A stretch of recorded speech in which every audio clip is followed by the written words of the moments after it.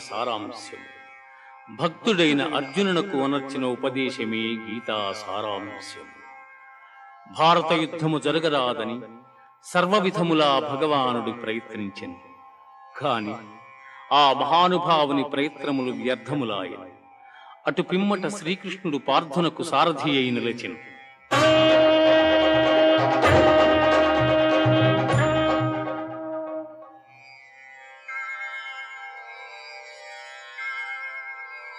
యుద్ధరంగమున అర్జునుని కోరిక మేరకు రథమును నిలిపెను. అర్జునుడు ఉభయ సైన్యములలో గల తండ్రులను, గురువులను, మేనమామలను, సోదరులను, మనుమలను, మిత్రులను చూచి హృదయము ద్రవించి